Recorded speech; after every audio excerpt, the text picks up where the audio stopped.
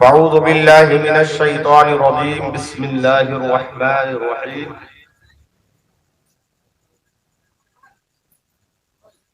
ربنا وابعث فیہم رسولا منہم یتلو علیہم آیاتک ویعلمہم الکتاب والحکمہ ویزکیہم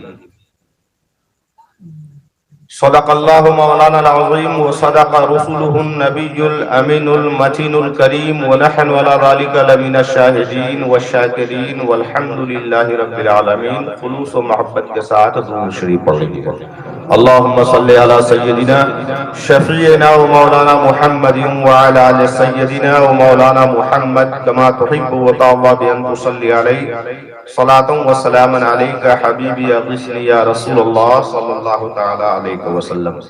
حضرات، رات کافی ہو چکی ہے اور یہ وقت دعا کا وقت ہے. قرآن مقدس کی جس آیت کو میں نے تلاوت کی ہے وہ بھی ایک دعا ہے. وقت دعا اور آیت بھی دعا. یہ دعا حضرت ابراہیم علیہ الصلوۃ والتسلیم نے اللہ عز و جل کی بارگاہ میں مانگی تھی.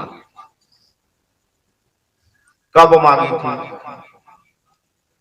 جب حضرت ابراہیم علیہ الصلوۃ والتسلیم اور آپ کے صاحبزادے حضرت اسماعیل علیہ السلام نے کمپلیٹلی کعبہ شریف کی تعمیر کر لی، خانہ کعبہ انہوں نے بنا لی.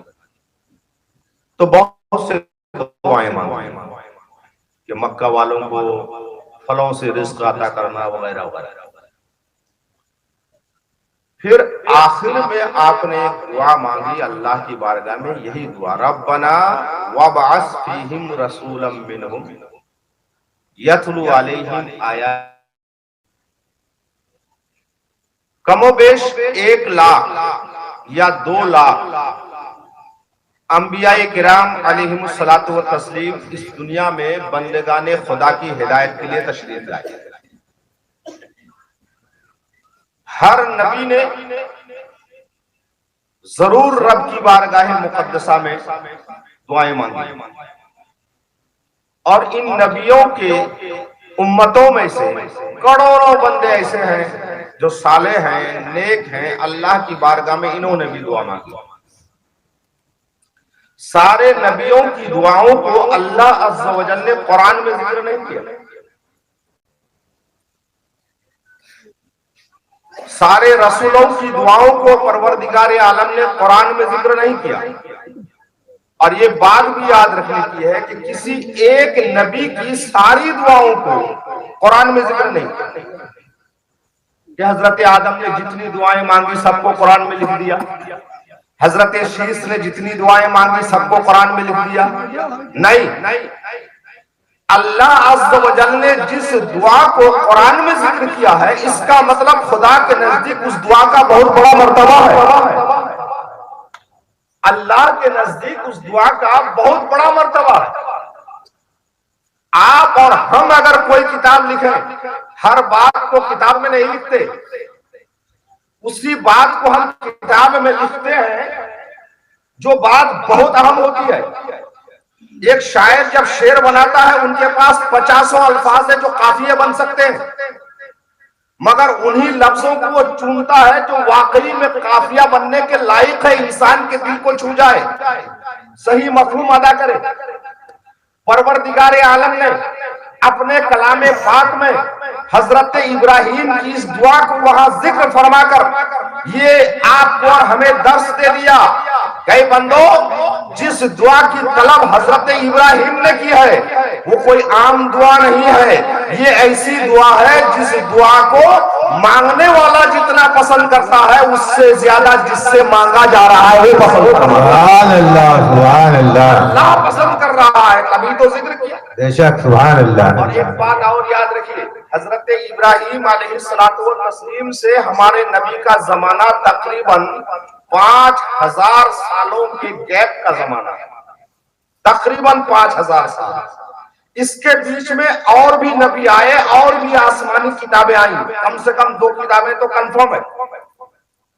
حضرت موسیٰ علیہ الصلوۃ والتسلیم کا زمانہ حضرت ابراہیم کے زمانے کے بعد کا ہے، اور حضرت عیسیٰ علیہ الصلوۃ والتسلیم کا زمانہ بھی حضرت ابراہیم علیہ الصلوۃ والتسلیم کے زمانے کے بعد کا زمانہ ہے۔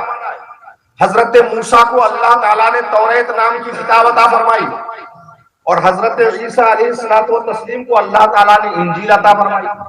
ان کتابوں پر ہمارا اتنا ہی ایمان ہے جتنا ایمان قرآن مقدس پر ہے۔ آمنت باللہ و ملائکتہ و کتبہ، ہم اللہ پر ایمان لائے، اللہ کے فرشتوں پر ایمان لائے، اور اللہ کی ساری کتابوں پر ایمان لے آئے۔ ساری کتابوں پر، جس طرح سے ہمارا ایمان ہے کہ قرآن کتاب اللہ ہے، اسی طرح سے ہمارا ایمان ہے توریت کتاب اللہ ہے۔ جس طرح سے ہمارا ایمان ہے قرآن کتاب اللہ ہے، اسی طرح سے ہمارا ایمان ہے انجیل کتاب اللہ ہے۔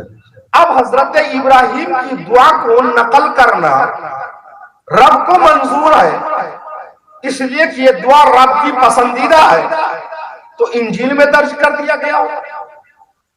وہ بھی آسمانی کتاب ہے، توریت میں لکھ دیتے، یہ بھی آسمانی کتاب ہے، قرآن مقدس میں کیوں لکھا؟ حضرت ابراہیم کے بعد تو انجیل بھی آئی، حضرت ابراہیم کے بعد تو توریت بھی آئی۔ پیارے بھائیوں، اللہ عز و جل علیم و خبیر ہے، اس کے نزدیک اس دعا کی اتنی بڑی اہمیت ہے کہ وہ اپنے علم ازلی سے جانتا ہے ایک زمانہ ایسا آئے گا توریت کی تلاوت منسوخ ہو جائے گی، انجیل کی تلاوت منسوخ ہو جائے گی، کتاب کا نام رہے گا، تلاوت کرنے والے نہیں رہیں گے، کتاب موجود رہے گی، سمجھنے والے افراد نہیں رہیں گے، کتاب موجود رہے گی مگر اس کتاب کی اصلی شکل و صورت باقی نہیں رہے گی، اس لیے کہ اس کتاب کے محافظین اللہ کے بندے ہوں گے، مگر قرآن وہ کتاب ہے جس کا محافظ خود اللہ تبارک و تعالی ہے۔ زمانہ گزرتا جائے گا، قرآن کی تلاوت کرنے والے بڑھتے جائیں گے، زمانہ گزرتا جائے گا، قرآن کو حفظ کرنے والے بڑھتے جائیں گے، زمانہ گزرتا جائے گا، قرآن کی ریسرچ کرنے والے بڑھتے جائیں گے، زمانہ گزرتا جائے گا، قرآن کو سمجھنے والے بڑھتے جائیں گے۔ اب نبی مختار کا ذکر ایسی کتاب پہ ہو جس کی تلاوت منسوخ ہو جائے، نبی مختار کی دعا کو نقل ایسی کتاب میں کی جائے جس کتاب کی تلاوت منسوخ ہو جائے، رب کی رحمت کو گوارا نہ ہوا۔ رب تو چاہتا ہے جب تک چاند و سورج باقی رہے میرے نبی کے لیے دعا جو کی جائے وہ دعا بھی باقی رہے۔ نعرے تکبیر، نعرے رسالت، سبحان اللہ۔ تو میں آپ کو بتاؤں گا، پہلے ایک بات اور سن لیجیے، نبی کے لیے جو کوئی دل کی نیک خواہشات رکھتا ہے، کچھ کرتا ہے، اللہ عز و جل اس بندے کو بغیر جزا دیے، بدلہ دیے محمل نہیں چھوڑتا۔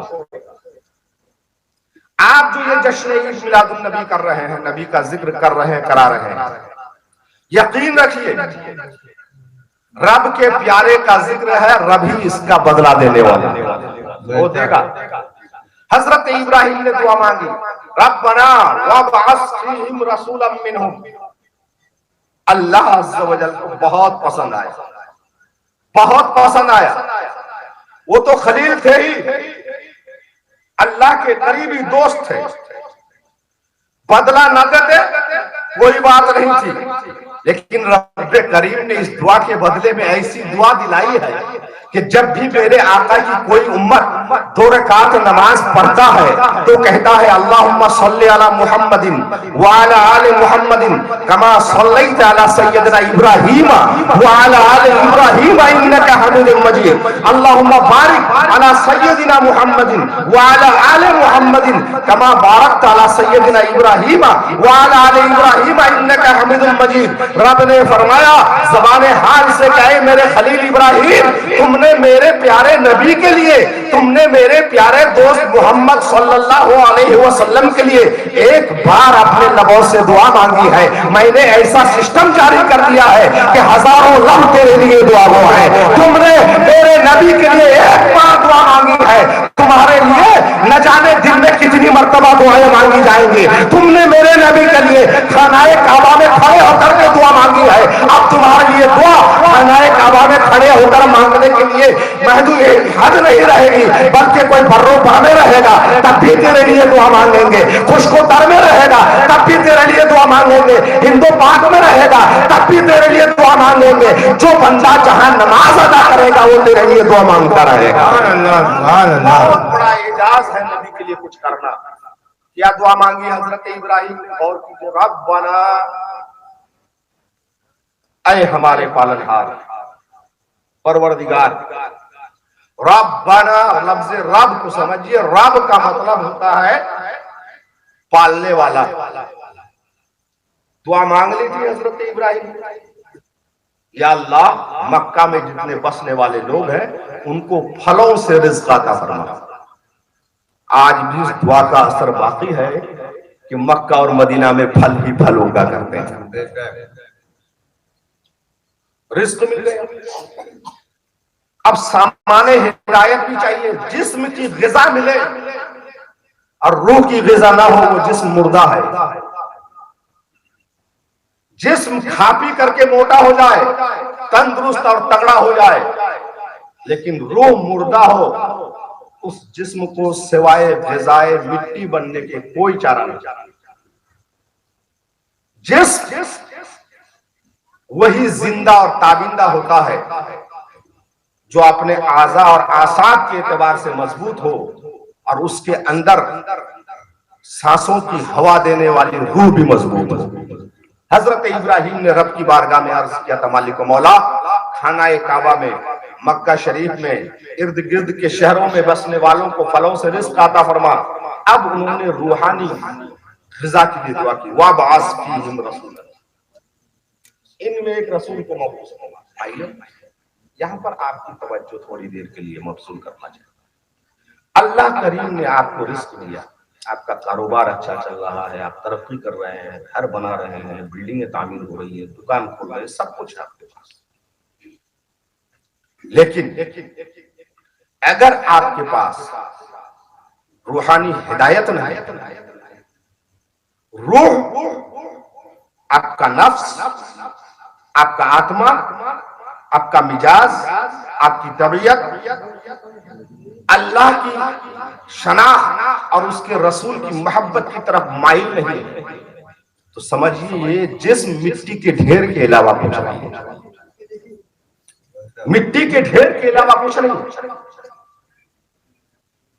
اگر آپ چاہتے ہیں واقعی کہ آپ کے جسم کے نشو و نما کے ساتھ ساتھ آپ کی روح کو بھی تازگی ملے، آپ کا تن اچھا ہو اور من بھی اچھا ہو، تو ضروری ہے کہ آپ اپنا روحانی پیشوا منتخب کریں۔ روحانی پیشوا کون ہو سکتا ہے؟ ایسا شخص جو اپنے علم پر عمل کرتا ہے، عالم ہو اور علم پر عمل کرتا۔ اگر صرف عالم ہے، چرب زبان ہے، منطق و فلسفہ بہت آتا ہے، قرآن و حدیث کی نصوص ان کو یاد ہے، مگر عمل میں کوڑا ہے، تو حقیقت پوچھیے وہ آپ کا روحانی پیشوا نہیں ہو سکتا۔ روحانی پیشوا وہی ہو سکتا ہے جس کو علم بھی ہے اور وہ عمل بھی ہے۔ اس لیے عالم بعمل کی ابتدا کرنا یہ رسول اللہ کی ابتدا کرنے کے برابر ہے۔ آپ اپنے ارد گرد کے ماحول میں، آس پاس کے ماحول میں، بہت دور جانے کی ضرورت نہیں ہے، ٹانڈا شہری میں دیکھیے کون ایسا عالم ہے، کون ایسا حافظ ہے، کون ایسا قاری ہے جن کے پاس علم بھی ہے اور عمل بھی ہے۔ یقیناً کوئی نہ کوئی آپ کو ملے گا۔ اگر یہ نہ ہو تو آسمان سے رحمت کی بارشیں نازل نہ ہو، یہ نہ ہو تو آپ کے گھر میں رزق میں برکت نہ ہو، یہ نہ ہو تو وبائیں دور نہ ہو، یہ نہ ہو تو بیماریوں کا خاتمہ نہ ہو۔ یہ ہے، ضرور ہے، بس ہماری نگاہوں کو پہچاننے کی ضرورت ہے۔ جس دن آپ کو ایسا عالم دین مل جائے تو یہ العلماء ورثۃ الانبیاء کے تاج اپنے سر پہ رکھتے ہیں، ان کی اقتدا کریں گے، یقیناً ان کی اقتدا کی برکت سے اللہ عز و جل آپ کو رسول کا فیضان عطا فرمائے۔ حضرت ابراہیم نے ربنا کہہ کر یہ بتا دیا کہ اے ہمارے پالنہار، تو نے ہمیں پلنے کے لیے سارے اسباب دیے، پلنے کے لیے سارے اسباب دیے، تو پالنہار ہے۔ وَبْعَثْ فِيهِمْ رَسُولًا، ان میں ایک عزت والے رسول بھیج دے۔ صرف لفظی ترجمہ کر کے نکلنا چاہتا ہوں، تو بولنا بھی تھوڑا کچھ اور ہے۔ وَبَعَثَ فِي عربی ورڈ ہے، بَعَثَ فِي اور أَرْسَلَ إِلَيْهِ، بہت گاڑا نہیں پڑے گا، آسانی سے میں سمجھانے کی کوشش کروں گا۔ دونوں کا معنی ہے بھیجنا، أَرْسَلَ إِلَيْهِ وَمَا أَرْسَلْنَاكَ إِلَّا رَحْمَةً لِلْعَالَمِينَ۔ أَرْسَلْنَا کا لفظ آیا ہے اور باسنا اور باسا کا لفظ بھی آتا ہے، دونوں کا معنی بھیجنا، لیکن لغت کے جانکار، ڈکشنری کے جانکار، ویکیبلری کے نالج رکھنے والے لوگ تھوڑا سا فرق کرتے ہیں، تھوڑا سا۔ ایک آدمی کو آپ نے بھیجا، بھائی پان لے آؤ، وہ جا کر واپس آئے گا کہ وہیں رک جائے گا؟ بولیے، واپس نہیں آئے گا؟ آئے گا نا، بس بولتے رہیے گا، جتنی دیر بولیں گا میں اتنی دیر بولوں گا، اور میں سمجھوں گا آپ بول نہیں رہے، اس کا مطلب ٹائم ختم ہے۔ جو جس کو بھیجا جائے اور پھر لوٹ آنے کی ان کو عربی زبان میں ان کو ارسلہ سے تعبیر کرتے ہیں، ارسلہ، اور جس کو بھیجا جائے اور پھر واپس نہ آئے تو اس کو بعثہ سے تعبیر کرتے ہیں، بعثہ۔ یاد رکھیے، حضرت ابراہیم نے یہ نہیں کہا ربنا ارسل الیہم رسولا، بھیج دے ان میں ایک عزت والے رسول کو، ارسل الیہم ترجمہ وہی ہو رہا ہے، ارسل الیہم رسولا، ان میں ایک عزت والے رسول کو بھیج دے، یہ نہیں کہا ربنا وابعث فیہم رسولا، یا اللہ بھیج دے ان میں سے عزت والے رسول کو۔ گویا مقصد تھا حضرت ابراہیم کا، اے مالک و مولا، تو مالک ہے، تو مختار ہے، تو سب کچھ ہے، اگر تو چاہے تو بھیجے، پھر واپس بلا لے۔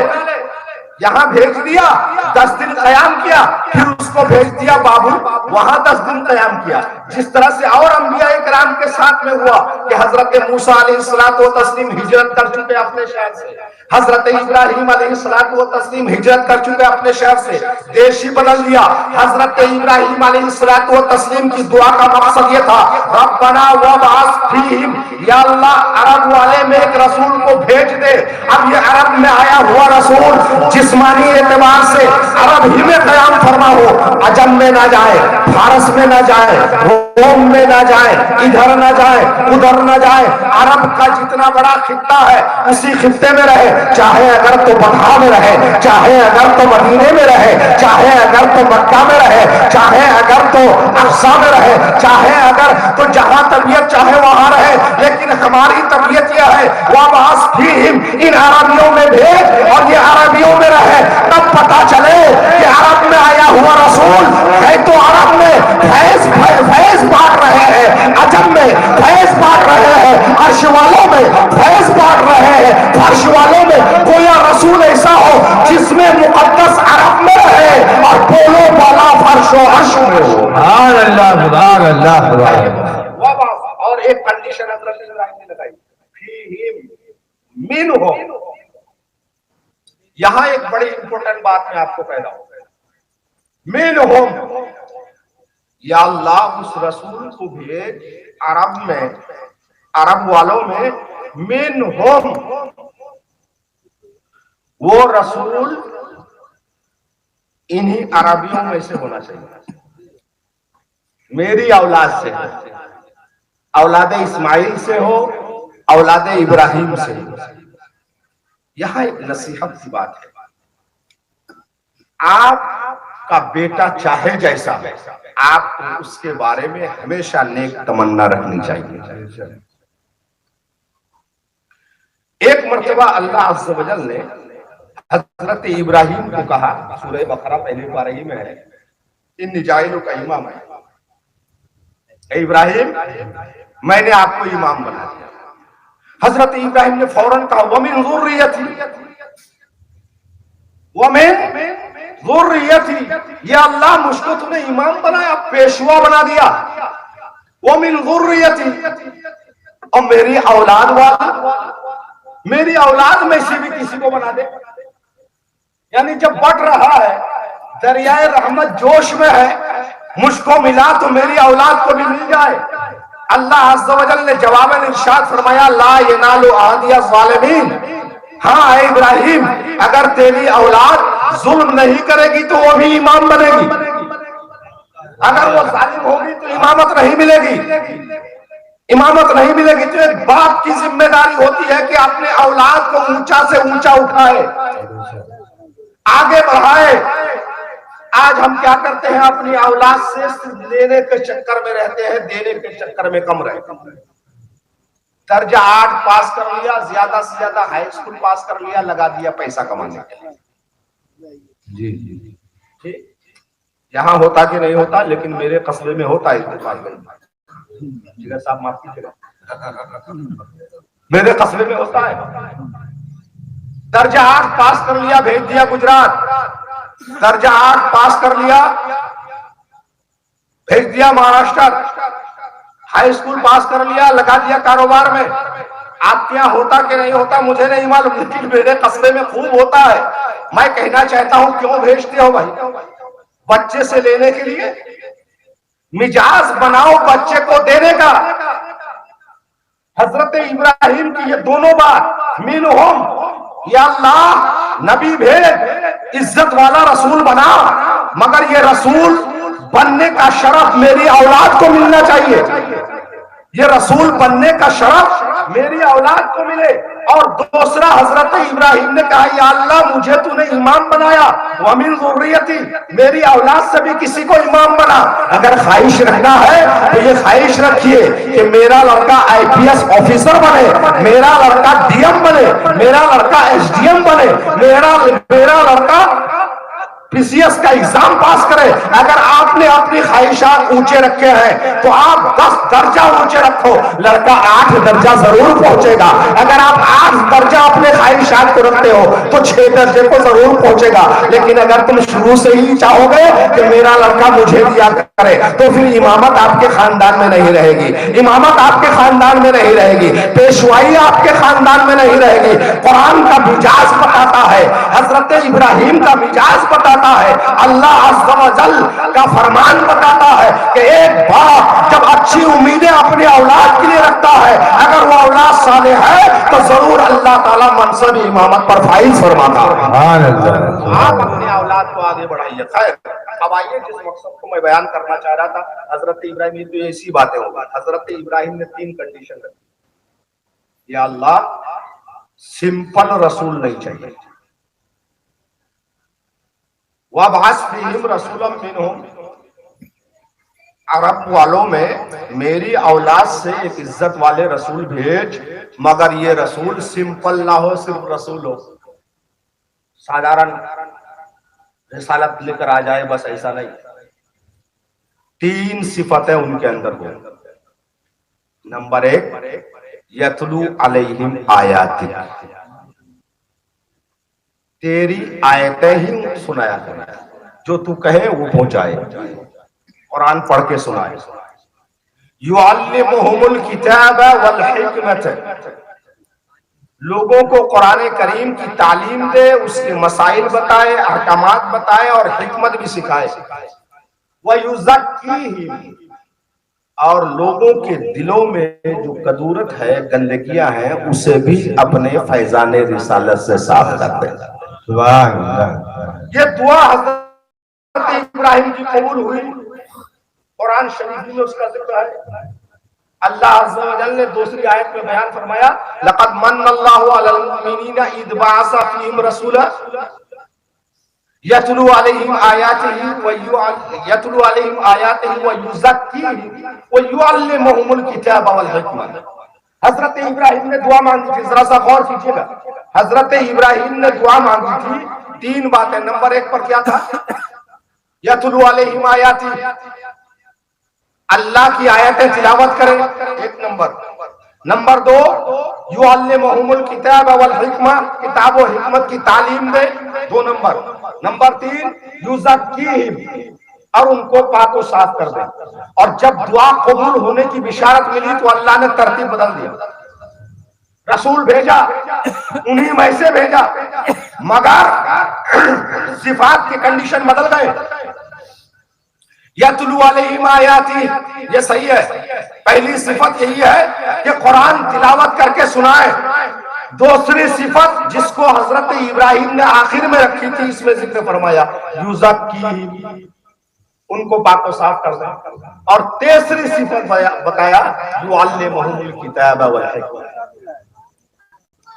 حضرت ابراہیم نے جو جو مانگا وہ ہوا، مگر کنڈیشن بدل گیا.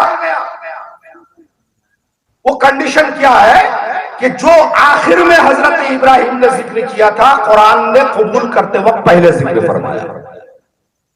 یا میں بتاؤں گا کہ پہلے کیوں ذکر فرمایا.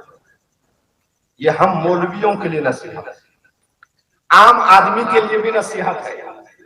کوئی مفتی ہو، محدث ہو، عالم ہو، فقیہ ہو، قاری ہو، حافظ ہو، وہ اگر یہ سمجھے کہ میں نے قرآن حاصل کر لیا، حکمت حاصل کر لی، تعلیم قرآن مجھے آ گئی، اور اسی تعلیم قرآن کی بنیاد پر تزکیہ نفس ہو گیا، وہ غلط ہے.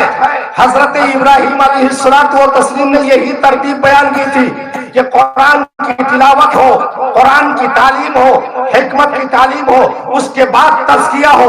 رب قدیر نے اس آیت میں جو قبولیت کے فیضان مرشد سے اسرائیل کا دل پاک ہوتا ہے، رسالت سے انسان کا دل پاک ہوتا ہے، فیضان والے انسان کا دل پاک ہوتا ہے، فیضان اساتذہ ہے. اس لیے ایک نظر بزرگ نے تمہارے اوپر اٹھا دی اور وہ فیضان نظر کا ہے، تو وہی نظر تمہارے دل کے صفائی کے لیے کافی ہو جایا کرتی ہے. سبحان اللہ، سبحان اللہ.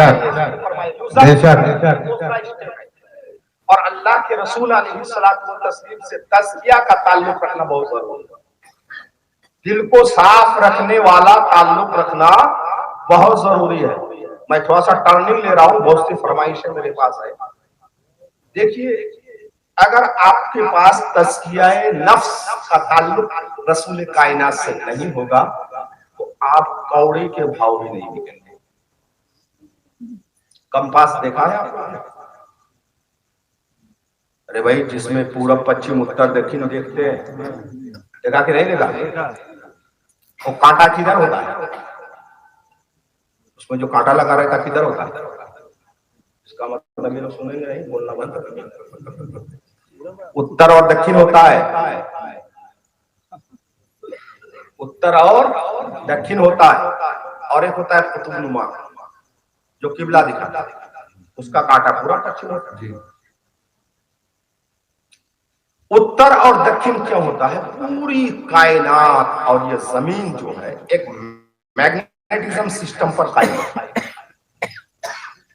یعنی چمبک ہے، چمبک میگنیٹ.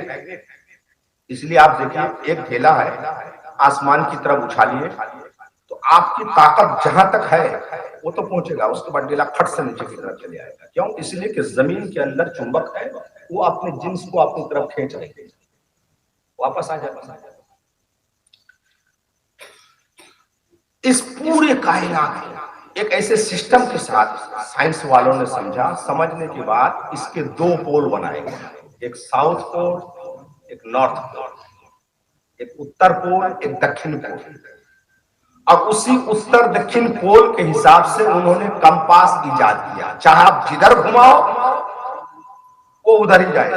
اس دونوں پول کا تعلق ایک چھوٹی سی مشین سے جوڑ دیا ہے بس.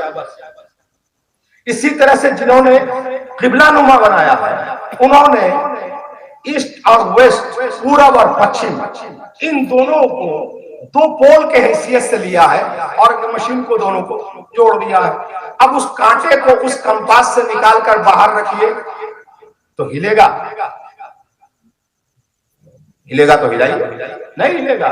چاہے وہ سونا کا بنا ہو چاہے چاندی کا بنا ہو، زمین پہ اگر گرا ہے تو کوئی پوچھنے والا نہیں، نہ وہ دائیں ہل رہا ہے نہ بائیں ہل رہا ہے.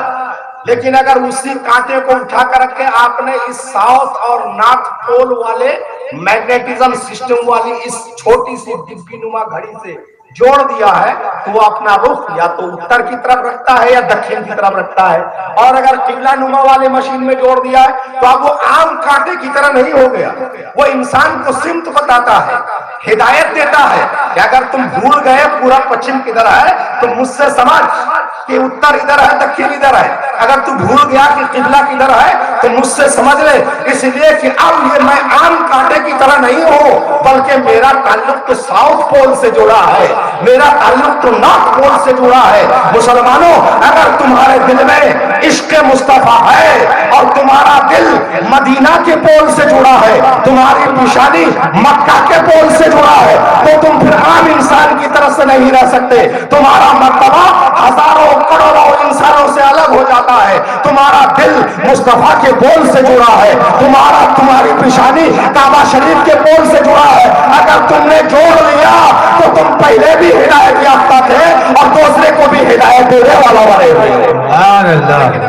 جوڑا نہیں ہے. اسی لیے اللہ عز و جل کے رسول نے کیا فرمایا؟ اصحابی کالنجوم بأیہم اقتدیتم اہتدیتم. میرے صحابہ ستاروں کی طرح ہیں، ان میں سے جن کی بات مان لو گے ہدایت پا جاؤ گے. اس لیے کہ وہ سارے کے سارے صحابہ نے اپنے آپ کو رسول کے پول سے جوڑ کر کے رکھا. آج آنکھوں دیکھی بات، رسول اکرم صلی اللہ تعالی علیہ وسلم کے نام سے خوب ہم نعرہ لگاتے ہیں 12 ربیع الاول شریف میں. دیکھیے سرکار کی آمد مرحبا. ابھی جشن عید میلاد النبی آیا نہیں تو 5 دن 1 ہفتہ پہلے واٹس ایپ میں نعرے گونجنے لگتے ہیں، ہے نا؟ اب کی بار تو برسات ہو گئی، تھوڑا سا بچوں کو خوشی کم ملی، لیکن جن دنوں میں موسم اچھا رہتا ہے تو گلیاں اور کیا کہتے ہیں ہر طرف سے اچھی بات منع نہیں کر رہے ہیں. سبحان اللہ. جس منہ سے لبیک یا رسول اللہ کے الفاظ، جس منہ سے آمد رسول اور عشق رسول کے الفاظ ادا ہو رہے ہیں، کیا کبھی اس منہ کو ناپاک رکھا جا سکتا ہے؟ غور کیجئے، دل پر ہاتھ رکھیں. اگر واقعی آپ کا دل رسول اللہ سے جڑا ہے تو ایک باٹل بسلری پانی فلٹر کیا ہوا 20 روپے لیٹر ملتا ہے. ایک قطرہ بکری کا پیشاب اگر میں ڈال دوں تو کوئی پینے کے لیے تیار ہے اس مجمع میں؟ اگر میں تیار ہوں تو میں ابھی منگواتا ہوں، پی لیجئے. کوئی پیے گا؟ بکری کے پیشاب کی بات کر رہا ہوں، جس کا گوشت کھانا حلال ہے، جس کا دودھ پینا حلال ہے. میں اس پیشاب کی بات کر رہا ہوں، ایسے جانور کی بات نہیں کر رہا ہوں جو بالکل حرام ہے، جیسے کتا. اس کا گوشت کھانا حلال نہیں ہے. ایک دم ہلکے جانوروں کی بات کر رہا ہوں جس کو ہم کھاتے ہیں، جس کا دودھ پیتے ہیں. اگر ایک قطرہ پیشاب ڈال دیا جائے اس فلٹر کیا ہوا پانی میں، وہ ناپاک ہو جائے گا. اس کو کوئی اچھی طبیعت کا مالک انسان نہیں پیے گا. جس کی شرست اچھی ہے، طبیعت اچھی ہے، مزاج اچھا ہے، وہ نہیں پیے گا. مسلمانوں، اس بکری کے پیشاب سے کہیں زیادہ بدتر ناپاک وہ شراب ہوتا ہے جس کا ایک قطرہ کنویں میں گر جائے تو پورا پانی ناپاک ہو جاتا ہے، پورا پانی ناپاک ہو جاتا ہے. مسلمان کے بچے آپ ہیں، آپ کی زبان پر کلمہ طیبہ لا الہ الا اللہ محمد رسول اللہ جاری ہوتا ہے، آپ کی زبان سے عشق مصطفیٰ کا نعرہ لگتا ہے، آپ کی زبان سے لبیک یا رسول اللہ کا نعرہ لگتا ہے، آپ کی زبان سے آمد رسول کا نعرہ لگتا ہے. کیا تم گوارا کر سکتے ہو کہ اس زبان کو جو رسول اللہ کے نعرے کے لیے آپ نے استعمال کیا ہے، اسی زبان کو شراب کے قطعوں سے ناپاک کرو۔ مسلمانوں، اگر آپ ایسا ہے تو اس کا مطلب آپ کا دل عشق مصطفیٰ کے ساتھ جڑا نہیں ہے، آپ کا دل مدینہ شریف کے ٹاور سے جڑا نہیں ہے، آپ کا دل خانہ کعبہ سے جڑا نہیں ہے۔ اگر آپ کے دل میں عشق مصطفیٰ ہے تو آپ شراب کو ہاتھ نہیں لگائیں گے، آپ کے دل میں اگر عشق مصطفیٰ ہے تو شراب کی طرف آپ کبھی توجہ نہیں کریں گے۔ میرے آقا علیہ الصلوۃ والتسلیم کی ذات گرامی ہوا ہے کہ جب آپ نے شراب پینے کے لیے لوگوں کو منع فرما دیا تو راوی روایت کرتے ہیں کہ مدینہ کی گلیوں میں اس طرح سے شراب بہنے لگا جس طرح سے بارش کا پانی بہتا ہے۔ وہ عشق مصطفیٰ کے مصطفیٰ والے تھے، ایک مصطفیٰ کے حکم سے شراب کے مٹکے بہا دیے۔ آج اگر تم اپنی عادت کو چھوڑ دو تو میں ضمانت دیتا ہوں کہ جن جن صحابہ کرام کو رسول کے عادت سے پہلے شراب پینے کی عادت تھی اور رسول کے حکم سے انہوں نے شراب ترک کیا ہے، چھوڑا ہے، اسی طرح تم بھی اگر شراب چھوڑو تو اللہ اپنے فضل سے اسی صحابی کے ساتھ آپ کو جنت میں جگہ عطا فرمائے گا۔ کیسے مسلمان آپ ہیں، آپ نے پیسے کی برباد کر دیا، ناپاک چیز خرید کے پی رہے آپ۔ پینا حرام ہے وہ الگ مسئلہ ہے، بہت بڑا حرام ہے وہ، قرآن شریف میں بار بار اس کا ذکر ہے، لیکن ہے تو ناپاک۔ وہ شے ناپاک ہے، کپڑے میں لگ جائے تو کپڑا ناپاک ہو جائے گا، نماز نہیں ہوگی۔ پانی میں گر جائے تو پانی ناپاک ہو جائے گا، وہ پانی پی نہیں سکتے آپ۔ تو شراب جیسی چیز کو آپ گلے لگا رہے ہیں۔ کیا نبی کریم علیہ الصلوۃ والتسلیم اپنی زندگی میں یہ ساری تکلیفیں اسی لیے جھیلی ہیں؟ بائیکاٹ کی زندگی برداشت کی، دندان مبارک آپ کے ٹوٹ گئے، جسم لہو لہان ہو گیا، ساری چیزیں صرف اور صرف ہمارے آقا نے ہمارے لیے کیا۔ حضرت ابراہیم نے اسی رسول کی دعا فرمائی ہے، ربنا وابعث فیہم رسولا، یا اللہ ان میں ایک رسول بھیج دے، یتلو علیہم آیاتک، جو ان میں تیری آیتیں تلاوت کریں، اپنی زبان اقدس سے کچھ نہ بولے، جو بولے تو تیرا فرمان۔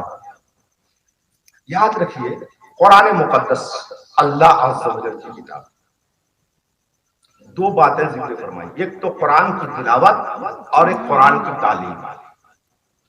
کتنے گھر ایسے ہیں جس میں قرآن مقدس صرف بطور تبرک رکھے، تلاوت کرنے والا کوئی نہیں، اور کچھ لوگ جو تلاوت کرتے ہیں اس میں 50% کی تعداد یہ ہے کہ صرف تعویذ اور دم کرنے کے لیے تلاوت کرتے ہیں، دم کرنے کے لیے تلاوت، چلو آیت الکرسی پڑھ کے دم کر دیا۔ اور ان تلاوت کرنے والوں میں 50% ایسے ہیں جو واقعی اللہ کا کلام سمجھ کے تلاوت کرتے ہیں۔ قرآن شریف لازوال کتاب۔ ایک بات صرف غور کیجیے بھائی، ایک بات غور کیجیے، ابھی کوئی بتا رہے تھے کہ سعودی عرب سے $100 کسی کو انعام دیا، صحیح ہے تو بہت اچھی بات۔ اگر سعودی عرب میں آپ کا بیٹا رہتا ہو، لکھنا پڑھنا نہیں، آپ نے بھیج دیا اس کو کہ چلو بھائی وہ لکھنا پڑھنا نہیں جانتا، اور کسی عربی سے ایک چٹھی لکھوا کر کے آپ کو بھیج دیا، یہ آپ کے ٹانڈے میں چٹھی آ گئی، آپ کے بیٹے کی چٹھی ہے، آپ اس کو کسی سے پڑھوا کے سمجھیں گے کہ گھر پہ رکھ دیں گے؟ دل پہ ہاتھ رکھ کے بولیے گا، ہندی میں نہیں لکھا اس نے۔ اگر یہاں کے لوکل کسی مولانا صاحب، امام صاحب کو آپ نے پڑھوایا اور وہ پڑھنے میں اس کی زبان پہ لکنت آ گئی اتفاق سے، تو آپ کا دل نہیں بھرے گا، کہا چلو کہ بڑے مولانا صاحب سے سمجھی تھا،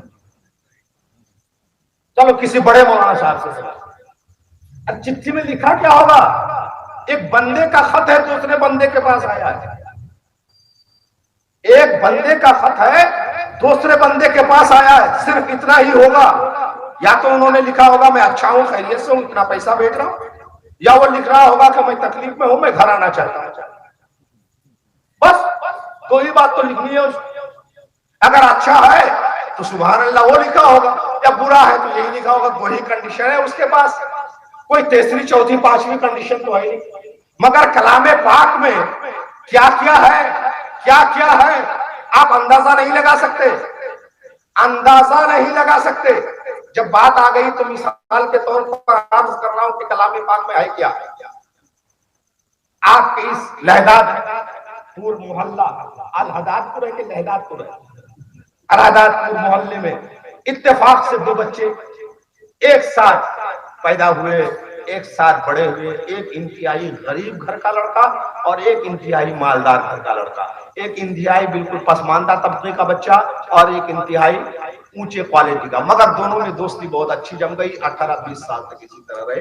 एक ने स्कूल देखा, दूसरे ने स्कूल नहीं देखा। अब जिसने स्कूल नहीं देखा मगर दोस्ती कायम है पढ़े लिखे वाले से, और पढ़ा लिखा बहुत पढ़ा और रोजगार के लिए अप्लाई किया तो पता चला दुबई की एक कंट्री ने उसको बुलाया है वीजा सवाल। एक दिन कह रहा दोस्त बहुत दिन तक तो हम लोग साथ में रहे लेकिन मजबूरी है, रोजी रोटी कमाना है, मैं दुबई जा रहा हूँ। जो पसमानदा तबके का बच्चा था बेचारा तो स्कूल गया नहीं, आंखों में आंसू आ गया। गरीब घर का था। कहा फिर तुम्हारी खैरियत कैसे मिलेगी? कहा घबराओ नहीं, ये देखो 3 लिफाफा मेरे गाँव से, एक में हमने क लिखा है, दूसरे में खा लिखा है और तीसरे में गा लिखा है। का खा गा, क वाला अगर भेजूंगा तो समझ लेना इसका मतलब ये है, क वाला भेज दूं तो समझना इसका मतलब ये है, और ख वाला क वाला भेज दूं तो समझ लिया गया काम पे लग गया, ख वाला भेजूं तो समझ लिया सिर्फ खैरियत से हूं, और ग वाला अगर भेजूं तो समझ लिया मामला गड़बड़ है। कहा ठीक कोई बात नहीं, चला गया। वहां पहुंचने के बाद कंपनी वाले बहुत अच्छे थे, वेलकम किया, स्वागत किया, आओ भाई दूसरे दिन ये काम किया, फटाफट इसने क वाला को चिपकाया और भेज दिया डाक इंडिया में। अब इंडिया में फॉरेन कंट्रीज से जितने भी लेटर्स आते हैं उसकी स्कैनिंग होती है। आजकल तो हर एक की स्कैनिंग हो रही है भाई, दिल्ली बम्बई के बड़े बड़े जो स्टेशनों में जाइए बैग रखना पड़ता है, उसकी स्कैनिंग हो रही है, कहाँ है उसका अंदर, है ना। हवाई जहाज पे सफर कीजिए तो सब कुछ स्कैनिंग होता है। वो चिट्ठी की भी स्कैनिंग हुई तो उसमें सिर्फ एक ही अक्षर लिखा था का। अब उसको तो रिपोर्ट देना है ना स्कैनर वाले को, ये चिट्ठी इस उन्वान पर लिखी गई है, विभाग को जमा करना है, इंटेलिजेंस ब्यूरो को जमा करना है, कहीं जासूसी वाला मामला। अब बनाएगा तो क्या बनाएगा, वो एक ही अक्षर लिखा है। उसने हेडमास्टर को कहा, हेडमास्टर ने भेज दिया साइंटिस्ट विभाग में, साइंटिस्ट विभाग ने, और मतलब घूमता रहा बहुत दिनों तक, मगर किसी को कुछ समझ में नहीं आया। आखिर में भेजना था टांडा में, जायदादपुर आया, डाकिया को नसीहत कर दिया, बाबू ले जाना, वो चिट्ठी पढ़ेगा तुम उसका चेहरा पढ़ना, वो चिट्ठी पढ़ेगा तुम उसका चेहरा पढ़ना, रोता है कि हंसता है, खुश होता है कि गमगीन होता है, नाचता है कि कूदता है। वो आया, खोला, देखा का, फौरन सजदे में गिर गए, अल्लाह तेरा शुक्र है। डाकिया ने पूछा क्या लिखा है? अच्छा ये 2 दोस्त के बीच में राज है, भेजने वाला जानता है और खाने वाला जानता है। मुसलमानों, अलिफ लाम मीम, अलिफ लाम मीम, ये 3 अक्षर है। किसी भी मुफ्ती से पूछिए माना नहीं बयान कर पाएगा। उसका तर्जमा क्या होता है? नहीं। आला हजरत इमाम इश्क व मोहब्बत का कंजुल ईमान उठाकर देखिए, तर्जमा नहीं लिखा है। किसी भी लैंग्वेज और जबान में जो अंग्रेजी, उर्दू, अंग्रेजी, हिंदी, संस्कृत, जिस भी भाषा में कुरान का ट्रांसलेशन हुआ है उसका माना नहीं मिलेगा, इसलिए कि किसी को पता ही नहीं है कि अलिफ का क्या माना है, लाम का क्या माना है, मीम का क्या माना है। वो भेजने वाला खुदा जानता है और पाने वाले मुस्तफा जानते हैं। ऐसी अजीम किताब, तो आपके बच्चे को एक चिट्ठी आपके बच्चे ने भेजी है, अगर थोड़े से लुकनत वाले मौलाना साहब पढ़ दे तो आपका दिल नहीं भरता है, आपका दिल नहीं भरा। कहा चलो किसी मुफ्ती साहब से समझते हैं, अरबी जबान के माहिरीन से समझते हैं। अल्लाह अज़्ज़ व जल ने भी आपको ये कुरान भेजा है। कभी आपके दिल में ये ख्याल नहीं आता कि मैं नमाज में सूरह अल-हम्द पढ़ता हूँ, चलो उसका तर्जमा समझ लेते हैं क्या मतलब निकलता है। नमाज में सूरह अखलास पढ़ लेता हूँ तो चलो सूरह अखलास का माना क्या है वो समझ लें। नमाज में सुभान रब्बियल आला पढ़ते हैं, इस वर्ड का क्या माना होता है। नमाज में सुभान रब्बियल अज़ीम पढ़ते हैं, इस लफ्ज का क्या माना होता है। ये आपके ख्याल में नहीं गुजरता। अगर नहीं गुजरता है तो फिर से ईमान पर गौर कीजिए कि ये तरोताजा है कि नहीं है। अरे ईमान होना अलग है, ईमान का ताजा होना अलग है, दरख्त होना अलग है, दरख्त का हरी पत्ती वाला होना अलग है, फूल होना अलग है, फूल में खुशबू होना अलग है, फूल होना अलग है, फूल में चहक और महक होना अलग है। मुसलमान भाइयों, आपके पास कलमा पढ़ने के बाद ईमान जरूर है, अगर ईमान में इसके मुस्तफा की खुशबू है तो कुरान की तिलावत भी आप करेंगे और कुरान का माना भी आप समझेंगे। हजरत इब्राहिम ने यही दुआ किया है, मालिक मौला भेज ऐसा रसूल जो कुरान की तिलावत भी करके सुनाए और قرآن کا معنی مطلب بھی ہم کو بتائے. ڈانڈا والے صرف قرآن کی تلاوت بھی آپ سے دور ہے اور قرآن کی میننگ بھی آپ سے. تو آپ سے میری گزارش ہے کہ کم سے کم اتنی صورتوں کے ترجمے تو آپ سمجھ لیں جتنوں کو آپ نماز میں پڑھتے ہیں. اتنے عربی لفظوں کے معنی تو آپ جان لیں جتنے عربی الفاظ کا استعمال آپ کی نماز میں ہوتے ہیں. کچھ بھائی تو بہت خوش ہو رہے ہوں گے، کیا ہے میں نماز ہی نہیں پڑھتا، مجھ کو کیا ضرورت ہے. کچھ لوگ خوش ہو رہے ہوں گے کہ میں تو پڑھتا ہی نہیں، اور پڑھتے ہیں. تو ہمارے حضرت جان علامہ زما صاحب سمجھے حاجی صاحب جانے سمجھنا میں تو پڑھتا ہی نہیں، مجھ کو کیا ٹینشن. اللہ اکبر. نماز نہیں پڑھتے آپ کو ٹینشن نہیں ہے. محبت رسول اور عشق رسول میں جلسہ کر رہے ہیں ہم.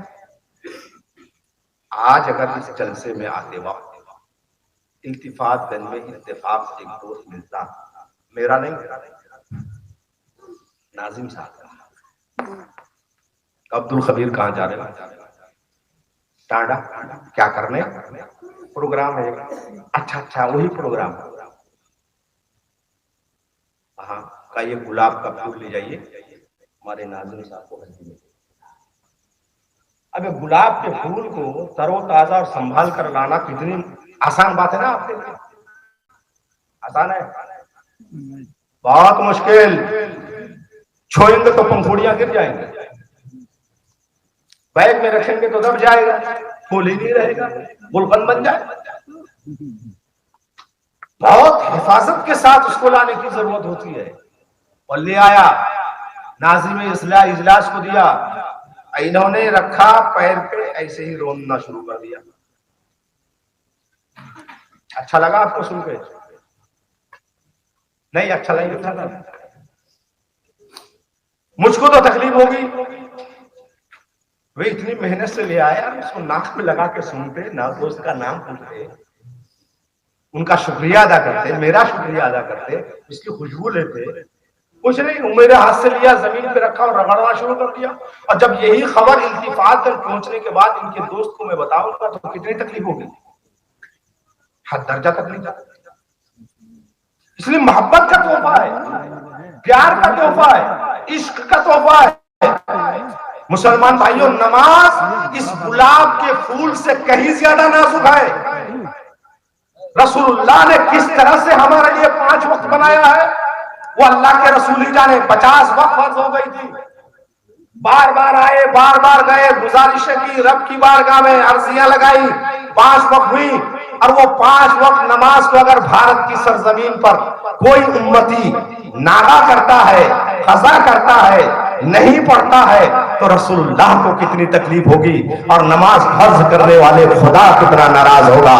یاد رکھیے مسلمانوں، نماز اللہ کی طرف سے دیا ہوا عظیم تحفہ ہے، جس تحفہ کو لانے والے مصطفیٰ اور دینے والے خدا ہیں.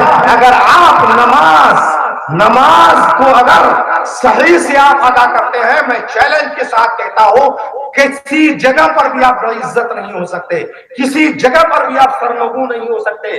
ڈاکٹر اقبال کہتے ہیں یہ وہ سجدہ ہے جسے تو گرا سمجھتا ہے، ہزاروں سجدوں سے دیتا ہے آدمی کو نجات. مسلمانوں، اللہ عز و جل سے حضرت ابراہیم نے دعا کی، ربنا وابعث فیہم رسولا منہم یتلو علیہم آیاتک ویعلمہم الکتاب والحکمہ ویزکیہم. بس آخری بات بتا رہا ہوں، نفس کو پہچاننا بہت مشکل ہوتا ہے. یہ سب گڑبڑی کب ہوتی ہے ہم سے؟ کہ ہم سے نمازیں چھوٹ رہی ہیں، ہم پورے کاموں میں پھنسے ہوئے ہیں، نعوذ باللہ، صد نعوذ باللہ، زناکاری میں مبتلا ہو جاتے ہیں، مگر احساس نہیں ہوتا کہ ہم گناہ کر رہے ہیں. استغفر اللہ من ذلک. زنا جیسی چیز، اللہ اکبر کبیرہ، اللہ بچائے. ان سارے گناہوں کا آپ کو احساس نہیں ہوتا ہے جب آپ کا دل گناہوں سے ڈھکا ہوتا ہے.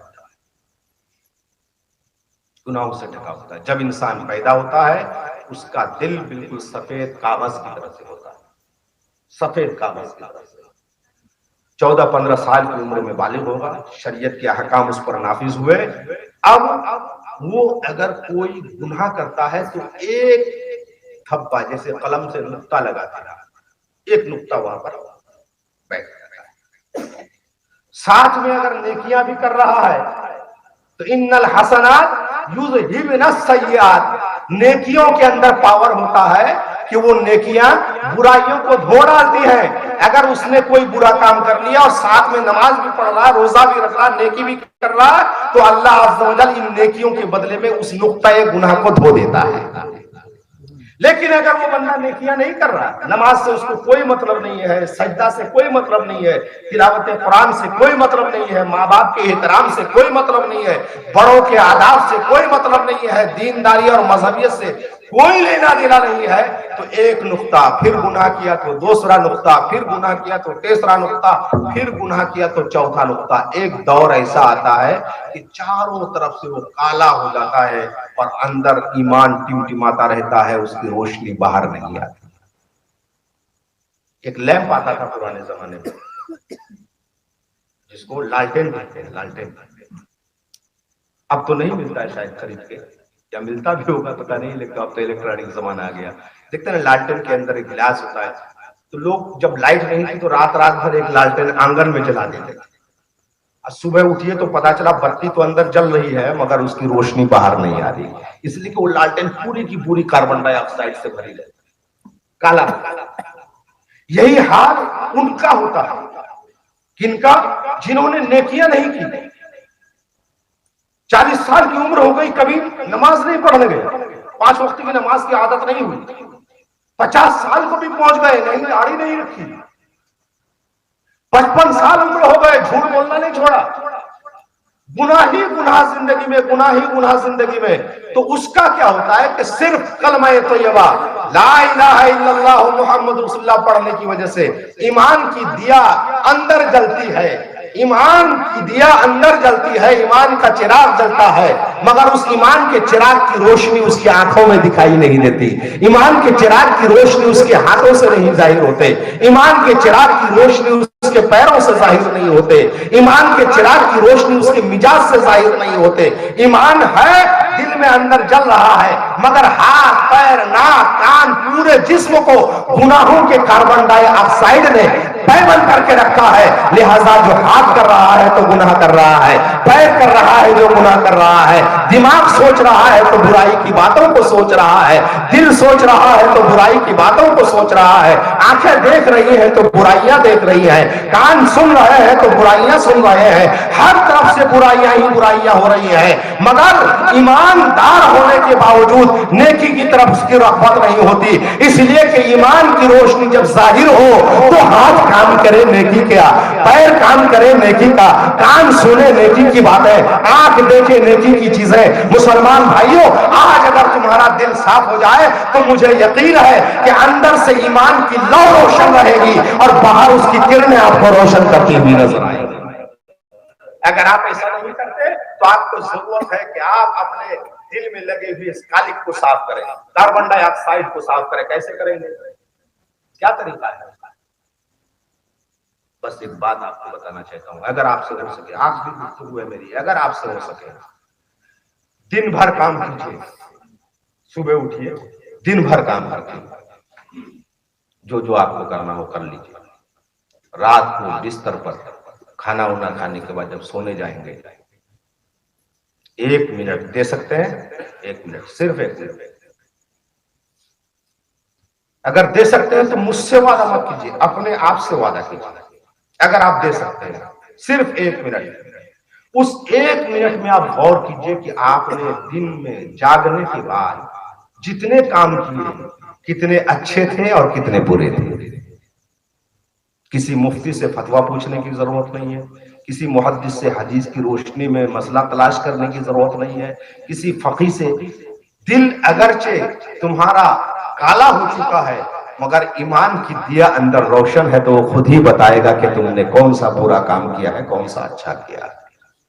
اتنا پاور تو کم سے کم ہے اس دل میں، چونکہ ایمان روشن ہے، کلمہ پڑھنے والا دل ہے، تو وہ خود ہی بتائے گا کہ آپ نے فجر میں جو جاگا ہے اور رات کو سونے تک بستر پہ جو آیا ہے کتنے اچھے کام کیے ہیں۔ कितने बुरे काम किए हैं। अगर आपको ये समझ में आ रहा है कि मैंने फला काम बुरा किया, फला काम बुरा किया, फला काम बुरा किया, फला काम बुरा किया, फला काम बुरा किया, आपको 1 2 3 4 5 6 सीरियल नंबर के साथ बुराइयां नजर आएंगी।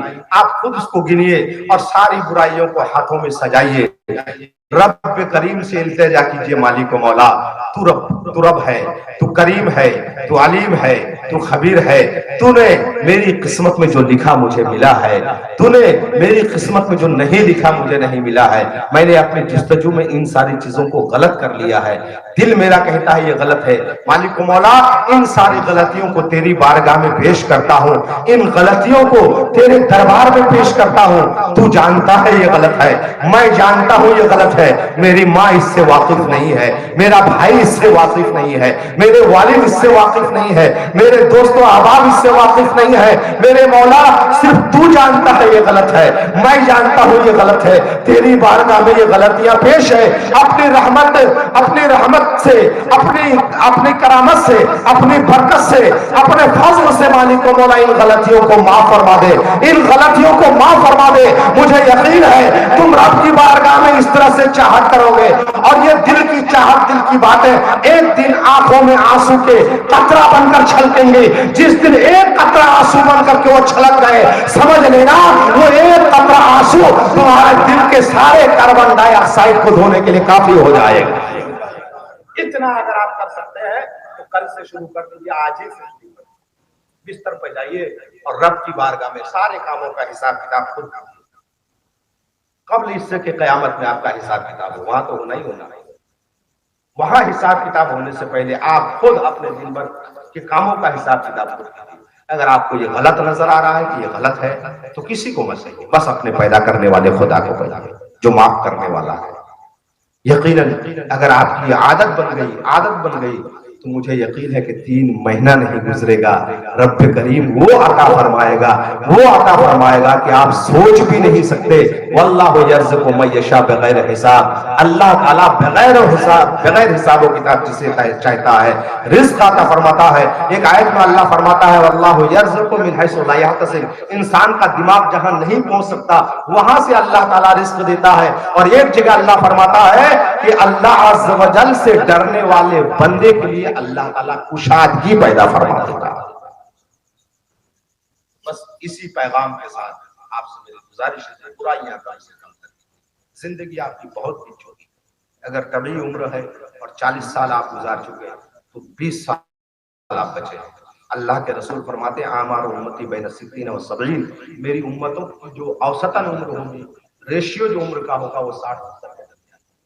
जब इतनी उम्र हमारी हो गई तो किस बात का है, किस चीज पर गुरूर है आपको और हमको।